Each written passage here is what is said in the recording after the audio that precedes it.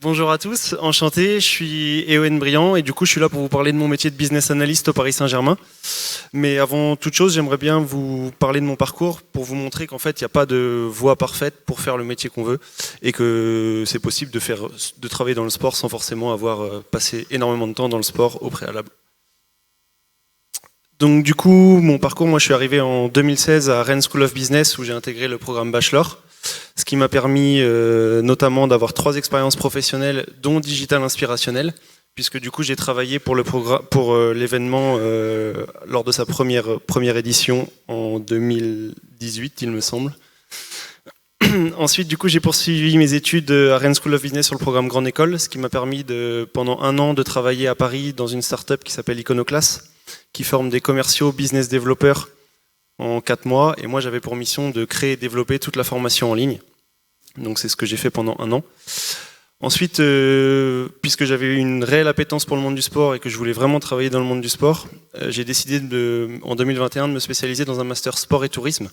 Ce qui m'a permis par la suite d'intégrer le Paris Saint-Germain donc en stage de fin d'études pour commencer, où j'étais en charge des fan clubs, donc qui est la communauté internationale de fans du Paris Saint-Germain, et pour du coup arriver aujourd'hui à mon métier de business analyst. Pour vous présenter rapidement le métier de business analyst, comme son nom l'indique, je passe énormément de temps à découvrir, analyser et étudier la data. Et l'objectif, c'est vraiment de la synthétiser et de mettre en lumière les éléments clés dans un seul but, qui est celui d'accompagner la prise de décision pour les personnes qui sont plus haut placées et également faire croître le business. Moi, j'ai mon responsable qui me dit souvent que pour ce métier-là, notre objectif, c'est que pour une personne qui n'est ni les tenants ni les aboutissants de l'étude, il puisse comprendre les chiffres et les utiliser par la suite. Pour ça, ça demande, à mon sens, quelques traits de caractère qui sont pas forcément primordiales, mais qu'il faut quand même pouvoir respecter, notamment être attiré par les chiffres. Aujourd'hui, je passe 80% de mon temps sur Excel, et pourtant c'était pas gagné parce que j'avais pas forcément d'intérêt pour Excel. Donc, et je traite des chiffres toute la journée, donc ça c'est le premier élément. Ensuite, selon moi, il faut avoir un esprit d'analyse assez fort. Il faut être capable de sortir les éléments clés de chaque étude. Il faut être également rigoureux et méthodique parce que aujourd'hui, il n'est pas rare que je traite des bases de données avec plus d'1 million de lignes. Et donc voilà, il faut savoir prendre les éléments par le bon bout et essayer d'être méthodique dans sa réflexion. Et enfin, selon moi, il faut être également business oriented, c'est-à-dire avoir une appétence pour l'aspect commercial. Parce que c'est pas forcément donné à tout le monde et pourtant je passe mon temps à parler de l'aspect commercial. Donc présenté comme ça semble assez simple et pourtant c'est assez complexe, notamment parce que être business analyst pour le monde du sport et dans un club de sport, c'est pas du tout la même chose qu'être business analyst pour un autre type d'entreprise. Par exemple, nous, on suit la logique de remplissage qui est similaire à celle des transports, donc que ce soit dans un avion, dans un stade ou alors bien même dans un train. Une fois que le stade est plein, comment on fait pour maximiser les revenus et faire en sorte de gagner encore plus d'argent. Et donc ça, c'est une des problématiques auxquelles on fait face. Donc notamment, par exemple, je ne sais pas si certains ont déjà acheté des billets sur la billetterie en ligne du Paris Saint-Germain. Mais aujourd'hui, il y a quelques années, il a été mis en place des frais de e-billets de 4 euros. Donc à chaque commande qui est faite en ligne, on ajoute 4 euros de frais de e-billets automatiquement. Donc ça, c'est une façon de maximiser le revenu sans impacter trop notre quotidien. Et puis il y a également un deuxième aspect qui est que chaque décision qui est prise au club est mûrement réfléchie parce qu'aujourd'hui, le club est au centre de toutes les attentions et donc du coup, on essaie de réfléchir sur tous les aspects. Pour ceux qui suivent le sport, je ne sais pas si vous avez sûrement dû en entendre parler, mais pour les autres, cet été, il y a un Coréen qui a signé au Paris Saint-Germain, qui s'appelle Kang In Lee. Et avant qu'il signe, on nous a demandé d'estimer le CA potentiel qu'il pourrait rapporter à la billetterie du club. Donc ça, c'est quelque chose sur lequel j'ai travaillé en amont et sur lequel je travaille toujours aujourd'hui, puisque hebdomadairement, j'envoie un report actualisé avec les chiffres actualisés du chiffre d'affaires que le joueur a rapporté. Donc essentiellement sur le marché coréen. Il faut savoir que mon métier de business analyst au PSG, il est quand même très diversifié puisque je travaille sur 7 thématiques différentes. Donc bien entendu, il y a la partie football qui est notre cœur d'activité et celle qui rapporte le plus au club. Après, il y a également le football féminin qui est aujourd'hui en pleine croissance et donc on a beaucoup d'efforts à mettre dessus pour essayer de justement de combler le retard qui avait été accumulé. On a aussi le handball qui du coup a ses propres spécificités mais qui est également très important pour la billetterie. Parmi ces 3 sports, on a toutes les offres hospitalité, donc c'est typiquement tous les clients VIP qui viennent au stade avec une prestation.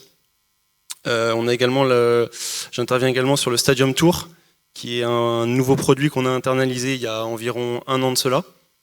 Et donc c'est un produit additionnel qui est très important pour le club et qui rapporte énormément d'argent également. On a également le programme de fidélité qui, comme son nom l'indique, sert à fidéliser les fans et est là pour rapprocher au maximum les fans du club. Et enfin, on a toute la partie food and beverage, donc qui est la restauration grand public, sur lequel on bosse. Donc ce qui est intéressant, c'est de voir que la diversité est assez grande et surtout que les problématiques ne sont pas du tout les mêmes en fonction d'un sujet ou d'un autre. Par exemple, pour la partie football masculin, le stade, ça fait 115 matchs d'affilée que le stade est à guichet fermé au Parc des Princes. Donc on n'est plus dans une logique de remplissage, mais de maximisation de revenus. Alors que par exemple pour les féminines ou le handball, aujourd'hui c'est l'inverse. On peine à remplir les stades, ou du moins les stades ne sont pas pleins. Et donc du coup l'objectif c'est vraiment une logique de remplissage. Et donc il y a une vraie réflexion qui est menée à ce sujet-là. Et donc forcément les thématiques abordées ne sont pas du tout les mêmes. Ce qui est aussi intéressant et ce qui fait la diversité de mon métier, c'est que même si le métier de business analyst me prend 80% de mon temps, j'ai également 3 autres casquettes qui sont complètement différentes et qui sont plus ou moins propres au monde du sport et de la billetterie. Dans un premier temps, donc, j'ai la partie contingentement, qui est en fait la mise à disposition de quotas pour différentes populations pour les matchs. Donc voilà, pour chaque match, on définit un quota à attribuer à chaque population. Et en fonction des demandes, etc. de chacun, on ajuste les quotas.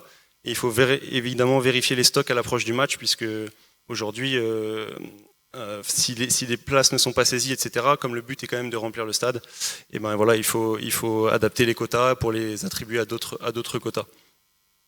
Je suis également le chef d'orchestre pour l'ouverture des ventes, que ce soit à domicile ou à l'extérieur. Aujourd'hui, on fonctionne au Paris Saint-Germain, on fonctionne en priorité d'achat sur les offres pack, sur les offres unités. Et en fonction de ça, on a un ordre de priorité d'achat. Et donc voilà, il faut être sûr. Mon rôle dans ce truc-là, c'est d'être sûr que quand l'offre va être ouverte sur le site, la personne qui shoot le mail à cette population-là, les fait en temps et en heure, et que évidemment il ne faut pas que le mail soit shooté avant que ce soit ouvert sur le site, sinon les personnes ne pourront pas accéder à l'offre.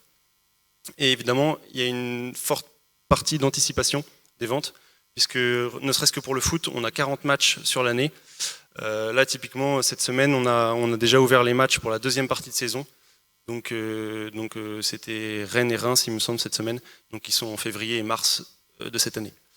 Et j'ai également un rôle à jouer dans la stratégie de prix, un rôle de pricing manager, puisqu'on intervient sur chaque nouvelle offre commercialisée à la billetterie. Aujourd'hui, typiquement, quelqu'un veut lancer une offre à la billetterie. Ils vont forcément nous demander notre avis sur le prix à appliquer en fonction des charges. Et nous, ensuite, on va déterminer la faisabilité ou non de leurs produits. C'est-à-dire que si aujourd'hui il faut mettre un prix trop important pour être capable de couvrir les charges, dans ce cas on abandonnera le projet et c'est par nous que ça passe évidemment. Donc comme vous voyez, en fait entre mes différentes missions et ainsi que les différentes thématiques, mon métier en fait il est hyper diversifié et j'ai très peu souvent la même semaine, une semaine type. Donc c'est ça aussi que je suis venu chercher et surtout que je voulais travailler dans le sport. Donc avec ces 2 éléments-là, c'est chose faite. En tout cas, merci beaucoup pour votre écoute et si vous avez des questions, n'hésitez pas.